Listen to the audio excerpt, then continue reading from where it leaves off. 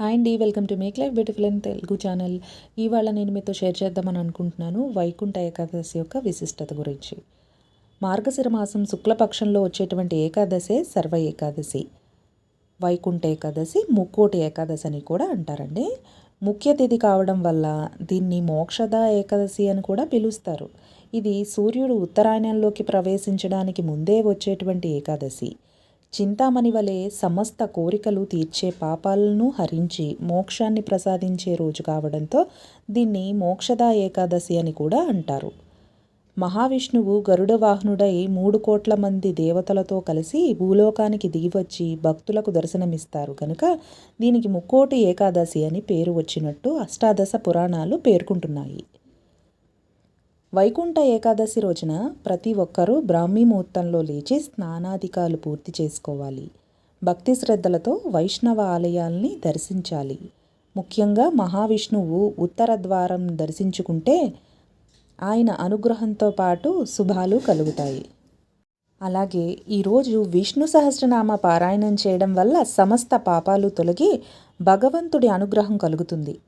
ఈరోజు ఉపవాసం ఉండి ఎవరైతే మహావిష్ణువును ఆరాధిస్తారో ఉత్తర ద్వార దర్శనం చేసుకుని విష్ణు సహస్రనామాలు పారాయణం చేస్తారో వారికి దైవ అనుగ్రహం కలిగి మోక్షానికి మార్గం ఏర్పడుతుంది. మార్గశిర శుక్లపక్ష ఏకాదశి రోజున ఉపవాసం ఆచరించి దామోదర సహిత తులసి మాతను కల్పోక్త ప్రకారంగా పూజించాలి. ఏకాదశి అంతరార్థం ఏమిటంటే ఏకాదశి అనగా 11, 5 కర్మేంద్రియాలు, 5 జ్ఞానేంద్రియాలు, అలాగే మనసు కలిపితే మొత్తం 11 వీటిపై నియంత్రణ కలిగి ఉండి వ్రత దీక్ష కొనసాగించడమే ఏకాదశి అంతరార్థం. ఉపవాసం అంటే కేవలం ఆహారం తీసుకోకుండా ఉండటమే కాదు. ప్లస్ ఆవాసం అంటే ఎల్లవేళలా భగవంతుణ్ణి తలుచుకుంటూ దగ్గరగా ఉండటమే ఉపవాసం. ఏకాదశి వ్రతం నిష్టగా ఆచరించే వారికి జ్ఞానం కలుగుతుందని, భగవతత్వం బోధపడుతుందని, అలాగే ప్రతి నెలలో ఏకాదశి 2 సార్లు వస్తుంది. ఏడాదికి 24 లేదా 26 చొప్పున వస్తాయి. ఏటా వచ్చేటువంటి వీటిలో ముక్కోటి ఏకాదశి జ్ఞానప్రదమైనది, మోక్షప్రదమైనది, అత్యంత పవిత్రమైనది.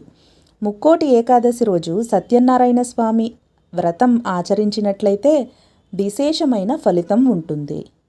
ఏకాదశి తిథి యమప్రీతి, ద్వాదశి తిథి విష్ణుప్రీతి అని శాస్త్రం. భగవద్గీతలో కృష్ణ పరమాత్ముడు వారములలో భానువారం అంటే ఆదివారం తిథిలో ఏకాదశి తిథి నేనే అని చెప్పారు.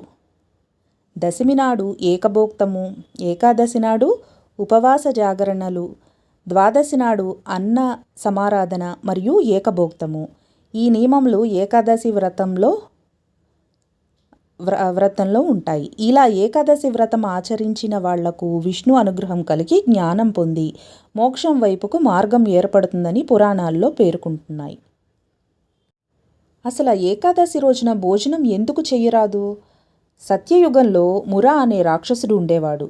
బ్రహ్మదేవుడి ద్వారా వరం పొంది అనేక శక్తులు పొందుతాడు. ప్రజలు విష్ణు భక్తులు దేవతలను హింసించడం మొదలు పెట్టగా అతడి బాధలు తట్టుకోలేక దేవతలు ఋషులు కలిసి శ్రీ మహావిష్ణువుని ప్రార్థించగా మహావిష్ణువు మురతో యుద్ధం చేస్తారు. ఈ యుద్ధం 1000 సంవత్సరాలు జరిగింది. అలాగే ఈ యుద్ధంలో మహావిష్ణువు అలసిపోవడం జరిగింది. అలసట తీర్చుకునేందుకు విష్ణుమూర్తి గుహలో విశ్రాంతి తీసుకోవడం జరిగింది. విష్ణుమూర్తి విశ్రమించిన సమయంలో ఆయన్ను సంహరిద్దామని ముర రాక్షసుడు ప్రయత్నించాడు. విష్ణుమూర్తి శరీరం నుంచి మహా తేజస్సుతో కూడి ఉన్న యోగమాయ అనే కన్య ఉద్భవించింది. ఆ రాక్షసుణ్ణి సంహరించింది. ఆ కన్య పక్షములో 11వ రోజు ఉద్భవించింది కనుక ఆ కన్యను ఏకాదశి అనే నామకరణం చేశారు. నామకరణం చేసి మహావిష్ణువు వరమిచ్చెను. తనకు ఇష్టమైన తిథి ఏకాదశి అని, ఎవరైతే ఆ రోజున ఉపవాసం దీక్ష చేస్తారో వారు సర్వవిధ పాపముల నుంచి విముక్తి పొందుతారని మహావిష్ణువు అభయమిచ్చారు. మానవుడు ఏకాదశి రోజు ఉపవాసం ఉండి పాప విముక్తులవుతారని పురాణాలు పేర్కొంటున్నాయి. ఇలా కొంతకాలానికి ప్రజలు పాపాలు చేసి ఏకాదశి రోజు ఉపవాసం ఉండి వాటిని తొలగించుకోవడం చూసిన పాపపురుషుడు బాధపడి మహావిష్ణువుని ఆశ్రయించాడు. అప్పుడు మహావిష్ణువు అతడికి, నీవు ఎక్కడ ఉండాలో చెబుతాను. ఏకాదశి రాత్రి చంద్రోదయ సమయాన 3 గ్రహాల కలయిక జరుగును. ఆ రోజున రాత్రి ఎవరైతే ఆహారాన్ని తీసుకుంటారో వారినే నువ్వు ఆశ్రయించు. ఎవరైతే ఆత్మోన్నతికి ప్రాధాన్యత ఇస్తారో వారు ఎలాంటి ధాన్యాలు భుజించరాదు. ఏకాదశి రోజున అన్నం, పప్పు, ధాన్యాలు భుజించిన వారికి పాప పరిహారం ఉండదని మహావిష్ణువు తెలిపినట్లు ఏకాదశి వ్రత మహత్యం పేర్కొంటుంది. ఏకాదశి రోజున అన్నం, పప్పు, ధాన్యాలు తీసుకోకుండా పాలు, పళ్ళు చంద్రోదయానికి పూర్వమే తీసుకుని హరినామస్మరణతో గడిపిన వారికి మహావిష్ణువు అనుగ్రహం కలిగి ఏకాదశి పుణ్యఫలం లభిస్తుందని పురాణాలు తెలియజేస్తున్నాయి. అంతేనండి. ముక్కోటి ఏకాదశి గురించి నాకు తెలిసిన కొన్ని విషయాలని మీతో షేర్ చేశాను. మీకు కనుక నా వీడియోలు నచ్చినట్టయితే తప్పకుండా లైక్ చేయండి, షేర్ చేయండి, అలాగే సబ్స్క్రైబ్ కూడా చేసుకోండి.